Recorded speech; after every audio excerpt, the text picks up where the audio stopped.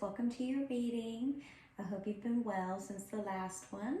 I'm going to go ahead and just get started.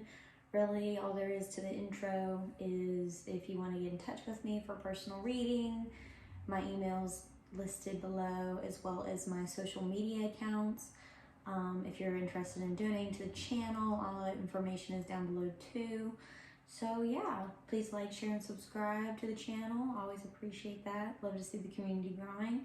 And this is going to be your YouTube version. And if you're interested in going over to the extended version, once this is finished, that link is also going to be down below. I always usually comment all this information as well as list it in the description box to where it's just easier for you to find. But Aries, we are actually officially in your season, and it has felt very different. I will say that. As a fellow Aries, it has been just such a revitalizing energy to come out of Pisces season and to actually feel more at home in your own space, in just who you are as a person, because Pisces energy can be very, it's just, you know, it's of the shadow, it's of the mystery, it's of the moon, the subconscious. You know, a lot of our shadow self is revealed during this time.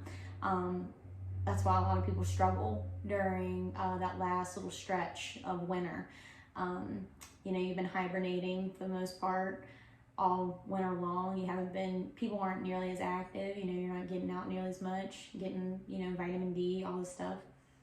And, you know, that last final stretch kind of sometimes feels like it can be the longest. And, you know, it's like once you've crossed that finish line and then you step into the spring season, it's like, it's like a breath of fresh air. Not to sound cliche or anything, but I've definitely felt a huge shift within my life, within, you know, the external world, the internal world. And I've felt, you know, of course, any fire sign is going to really feel at home during this season, but it's just more of like, instead of like, it's more of like an external. It is, you know, Aries is all about I am, but it's also a very, you know, it's all about movement forward. That Spitfire energy, that go-getter energy, that accomplishing, that, you know, that fire element really, you know, helps us get things done, move towards certain goals, accomplish certain things in our life that maybe Pisces season, instead of focusing on the external, we focus more on the internal during Pisces season. And it can be really heavy, especially when we're already so, you know, especially 2020, 2021, it's been, you know, COVID, everything, the pandemic in itself, the lockdowns. We've been a lot more to ourselves in general as a collective. And so I think winter this time hit really hard for a lot of people because we were already in such a different state of mind. We're so discombobulated still from this new reality that we're living right now, this new timeline, it seems. And so winter was just a really trying time for a lot of people, and Pisces energy will really bring you to your knees if you have a lot of things within your subconscious mind, within your, you know, if you've got a lot of trauma that still needs to be healed, if you've got anything just kind of lingering energetically that, you know, because what a lot of Aries do, and I'm guilty, is that, you know, we experience heartache, pain, loss, trauma, you know, whatever negative thing you could possibly come up with. And our natural response, especially and this can fluctuate depending on, you know, your Venus sign, your moon sign, like all this stuff. Like there's different factors that are going to influence this for sure. But 9 times out of 10, a fire element, a fire sign is going to experience that pain and then just want to move forward from it. And just kind of almost like the saying goes, like act as if it never happened. Like just keep moving forward. Life keeps on. You've got to keep on. Like life doesn't stop, right? And so is such a powerful element of, you know, getting things done and assertion. Like that energy is really necessary in certain scenarios, but when it comes to our pain and healing from it and really understanding that energy, it's not just this hippy dippy like, oh, I've gotta like, you know, do all this healing stuff. Like I'm not, like this is more so like, this is like from a quantum level. I want to heal this trauma. I want to heal this energy now that I have a deeper understanding of what emotions, trauma, lingering, residualness, residual energies, residual consequences, that domino effect kind of shit, how that works on a quantum level. And now I understand that as easy as it is, as innate as it may feel to just want to rock and roll through it and not really sit with our feelings, not heal it, not do the ohms, the meditations, the sitting with our pains. We see it as useless. It's like, why would I sit and do that? Because as a fire sign, it's usually kind of out of your element, right? To sit with your emotions, to sit and feel, to heal, because you're so go. It's like, I don't have time to sit and do this kind of shit. But when in all reality, you're just shooting yourself in the foot over and over and over again when you don't heal this kind of stuff. Because as strong as you are, yeah, sure, maybe you can take maybe you're really resilient and you can handle things, but that doesn't mean that you're not an energy body. We're all energy, and we all have to really own that we have an emotional side of ourselves that needs to be tended to. Yeah, maybe you've been able to handle a lot in your life. Maybe you're still currently, maybe you take pride in the fact that, you can handle your shit even under intense circumstances or whatever, or you've been able to handle, you're really proud of the fact that you've been able to overcome life's obstacles, that's fine and dandy, and that's absolutely necessary sometimes, and depending on whatever phase you're in life. But there's also this other side of ourselves that, maybe you've been caught up in survival mode this entire time and you forgot that there was a part of you that needed to be nurtured, that needed to be healed, that needed to be, it's kind of like that little kid within you that, when you fall and scrape your knee, it doesn't necessarily make it feel better when mom kisses that boo-boo, but it mentally makes you feel better. And it's like, you still are that child, but now as an adult, you're still that same embodiment of that same person. Yes, absolutely more matured, your frontal lobes are more developed, I get it, there's physicalities that have evolved since then, but there's still an inner child in you that longs to be healed and nurtured and hugged every once in a while when you're hurting. And sometimes as an adult, we have to be the ones that hug ourselves. We have to be the ones that heal ourselves. And in that, I mean choosing to go talk to a therapist, choosing to do the EFT, the energy holistic way of healing, all these things. I think utilizing all these tools in order to heal your energy body, why not? If you're gonna feel better from it, why not at least try it and then see where you go from there? So I just think that there's a lot here that Pisces season has really exposed. And as a fire sign, sometimes we have to really get rocked in order to be brought to our knees, in order to surrender to the emotions that are trying to be healed, to the traumas, the experiences that no longer, the experiences don't even want to continue on. They want to be released, they want to be reconciled, but free will is a blessing and a curse. So subconsciously and consciously, you choose the timing of when and if this healing takes place. So, well, that's your channeled message. We're going to go ahead and go into the tarot. So what I've been doing recently, I've been pulling one tarot card, and then pretty much go just, 1 to 2 tarot cards here. And then in the extended version, we go into your archangel messages, your Buddha wisdom messages, your animal spirit messages, and your hero's journey messages. So it's just a nice mixture of, I love using the different decks because it helps me gather it's different chapters to each new page. I don't know, it's just really cool to get different perspectives on the reading through the different decks, but it's the same storyline, and it's pretty fascinating to see how the cards, even when I'm pulling from different decks, to see how they all flow and how they all they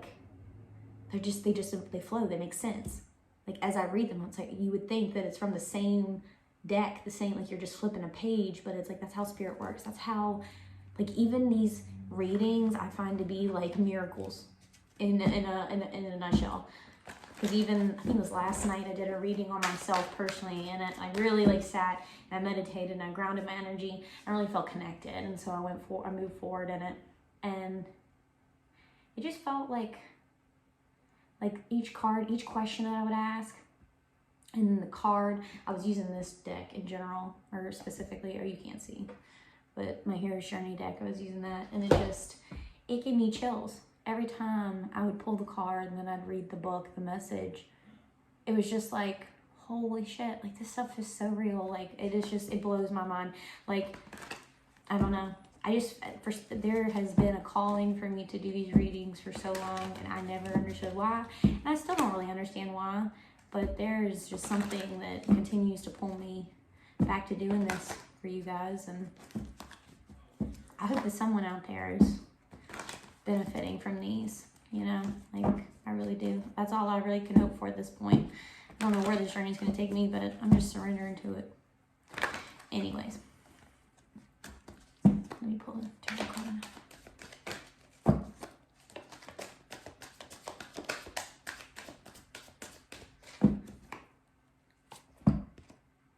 Wow. 8 of Cups. You guys. 8 of Cups energy.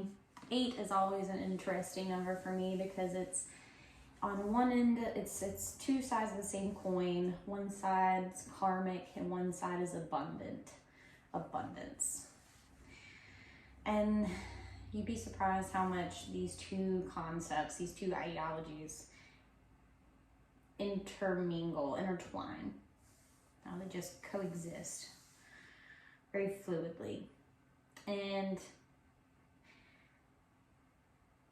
8 of Cups energy to me is really understanding this truly is deciding to leave the past in the past, no matter how much time, energy, emotion you've poured into the past, whether that's the past that was within your mind, that's the past that is trying to, it's still physically in your life, but you're debating on whether to let it go or not. Like, this could be a relationship, a job, a karmic pattern, a toxic pattern within yourself, like a toxic way of thinking, a toxic way of acting, communicating.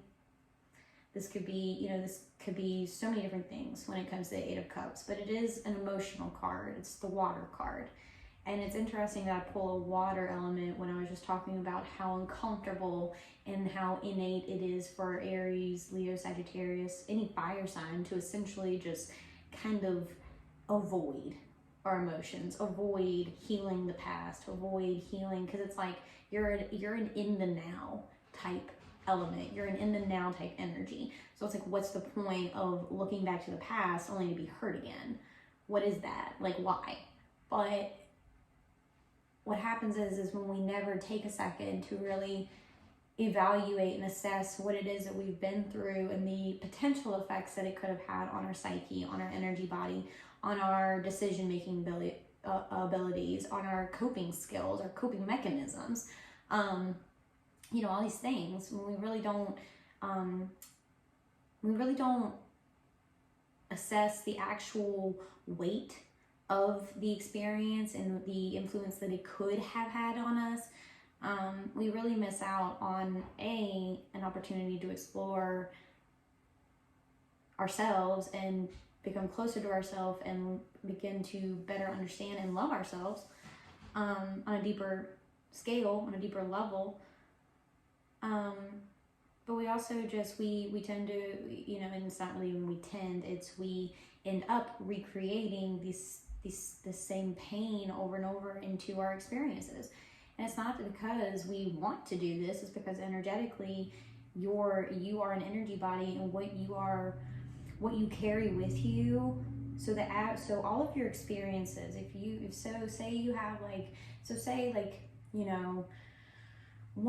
for instance, like say one of your very first romantic relationships as like an early teenager or whatever. say like you went into it and you were so in love, you felt like you were in love and it was like a puppy love, and say that first person like cheats on you right off the gate. Well, you're gonna have, so say that happens, right? That's small, right? You're in grade school, it happens, whatever. Well, if you really think about it though, maybe, yeah, it's just, you could boil it down to like, high school love. It was just a high school crush. It doesn't matter, like whatever, right?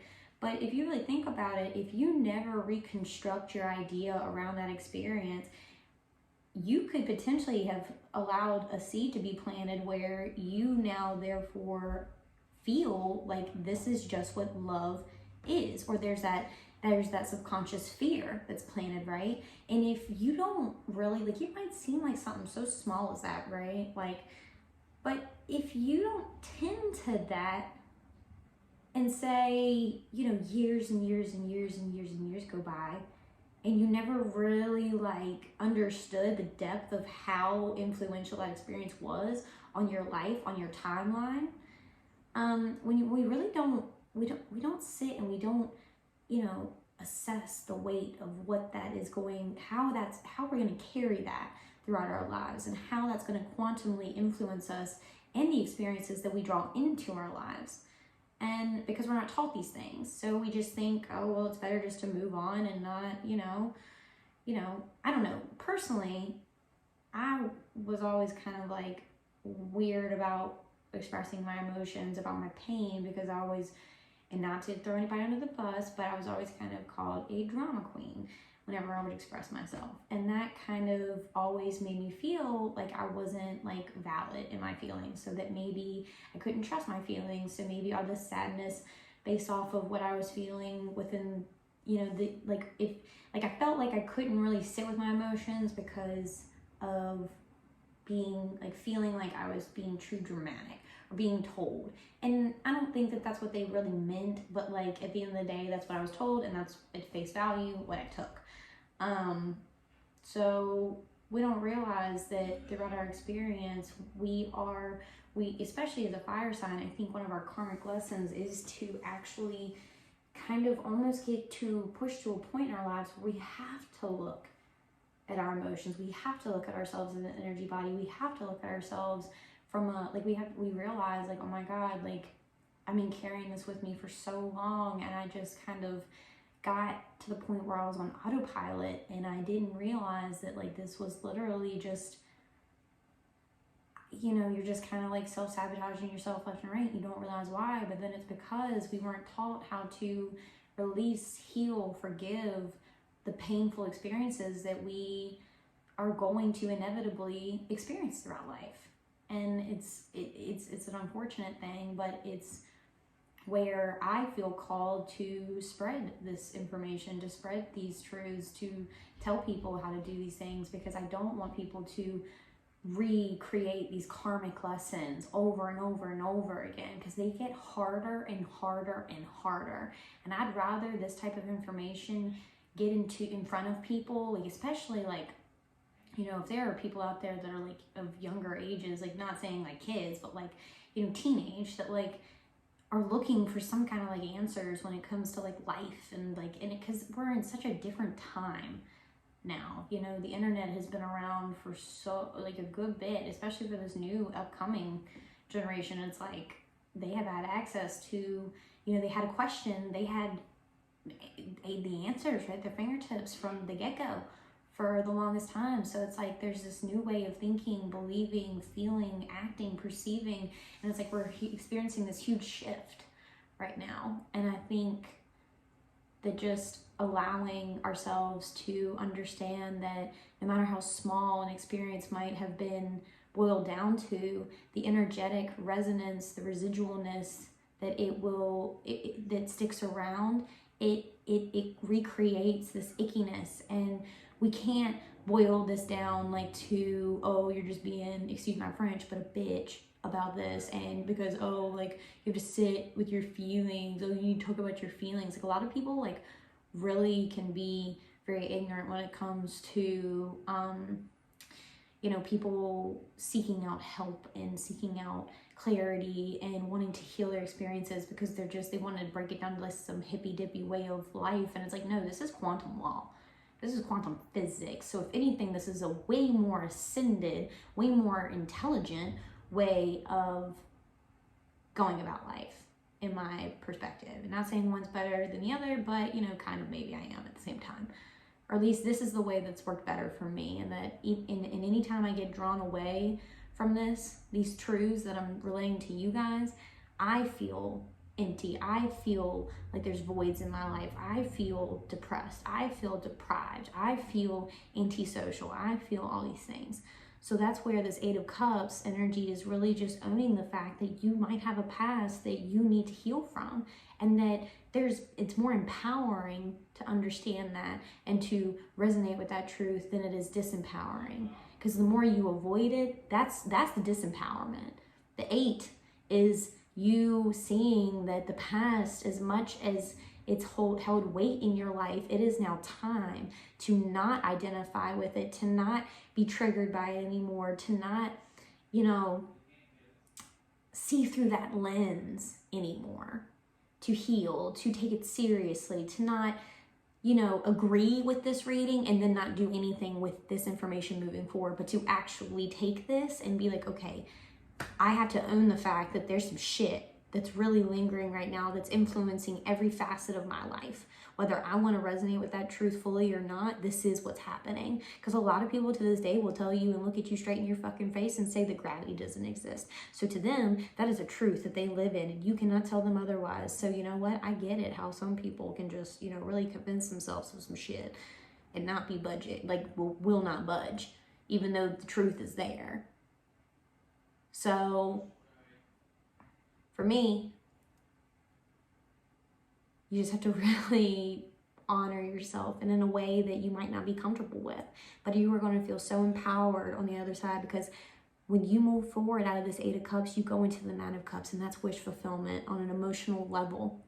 That's really truly being able to see everything that you cultivated, see all the good in your life, experience all the good in your life, create new good in your life, create more, create situations and experiences that are in more energetic resonance to who you truly are and who you want to be, versus the past that keeps you anchored and keeps you in this illusionary energy that life is XYZ when it's really not that at all. You're just convoluted by your past, and this is your wake-up call to walk away and to heal and to be real with yourself and stop acting like you got it all figured out, Aries, because nobody really ever has it all figured out. So, all right, Aries, we're going to go into the extended. I hope this was somewhat, you know, clarifying for you guys. Yeah, join us over on Patreon. And until next time, I love you. Bye, Aries.